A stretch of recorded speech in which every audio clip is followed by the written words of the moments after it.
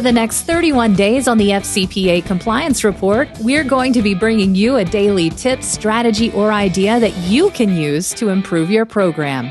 Here's your host, Tom Fox, the Compliance Evangelist. This month's sponsor of 31 Days to a More Effective Compliance program is Affiliated Monitors.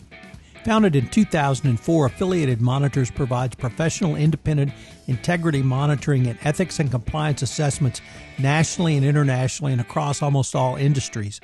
With its knowledge of effective ethics and compliance programs and cultures, Affiliated Monitors is respected for its work as the corporate monitor on matters ranging from multinational corporations to small and mid-sized companies and even individuals. Having served in over 750 monitorships, no one has more experience as an independent monitor than the team at Affiliated Monitors. For more information on how an independent monitor can help improve your company's ethics and compliance programs, visit this month's sponsor, Affiliated Monitors, at www.affiliatedmonitors.com. Hello, everyone. This is Tom Fox, back for another episode. And today you're in for a treat because I have a special guest, Eric Feldman, Senior Vice President at Affiliated Monitors, and we're going to take up the topic of post-acquisition integration. Eric, first of all, welcome, and thanks so much for taking the time to visit with me today. Thanks so much for having me, Tom. So, Eric, this is a topic that has bedeviled compliance practitioners as long as I've been in this field. Fortunately, the Department of Justice, I think, has been given us a lot of information about their expectations, but I really wanted to get sort of your view on what a company should do post-acquisition integration and whether that involves time frame, whether that involves substantive integration or training, whether that involves a FCPA forensic audit and perhaps reporting any findings to the government. How do you help a client think through the post-acquisition integration after the deal has closed? Okay, this is a terrific topic, and it's one that I didn't completely understand until we began to monitor and assess companies that had just been through a merger and looked at some of the risks and deficiencies that occurred after the fact. First of all, you have to take a look at the pre-acquisition due diligence. Post-acquisition integration depends on and is the logical conclusion of your pre-acquisition due diligence, where you identify the risk profile and the current state of compliance of the target company. That should lead to a post-acquisition to-do plan, a detailed plan to fill in the blanks on the current state of a few aspects of the company that you're acquiring. Those areas include things like culture, and I'm big on culture, how things are really done in the company that you're acquiring and how that is different from the way that your employees view ethics, compliance, and controls. The second after culture is controls as part of that plan. What's the control structure look like in this organization that you've acquired, and how do you fully integrate your control structure into a very different people, different culture, different geography perhaps? And then the third area really is the knowledge of the staff. How knowledgeable are they on ethics, compliance, controls? What is their not just understanding of what their responsibilities are, but do they get what the expectations of the new organization are? That needs to be communicated and documented very clearly to, as you mentioned, suit DOJ. I think the basic principle behind post-acquisition integration is that once you've bought it, it's yours.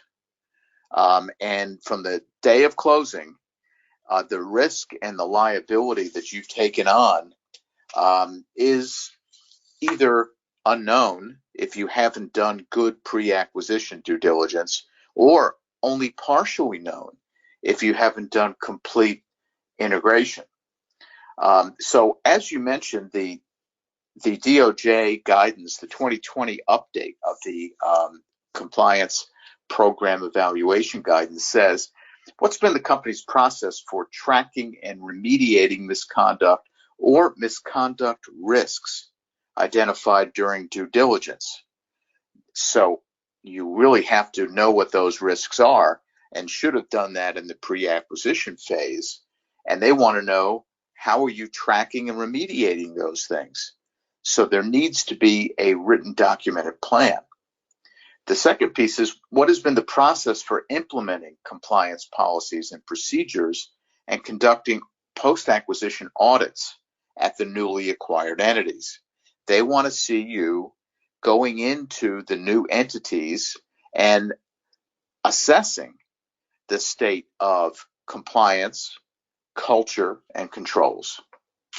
Now, when I say culture, I think that it's even more important now during this time of pandemic, but really any time a company goes through a transition, there's going to be a fear of losing jobs, a fear of the new company and the new environment, and any kind of employee feeling of being unsettled is going to naturally increase the risk of misconduct. That needs to be managed. So one of the things when we talk about audits might also be assessments of fraud risk in that new entity and what kinds of remedial steps need to be taken to address those things. You also need to create and expand a scaled up compliance program that features having people on site at the new locations, if there are different locations, including perhaps some people on site that represent ethics and compliance, that understand the old company and its structure and process, and they can help identify risks. And then the big thing is education and training. You've got to educate those folks. If we have time for a quick story, I'll tell you, we did some work in a company that acquired a group of companies that were located in Latin America. And this was a architectural engineering firm. We went down to one of the locations in Latin America and started asking about corruption and corruption risk. And their concept of corruption in this newly acquired company was very different.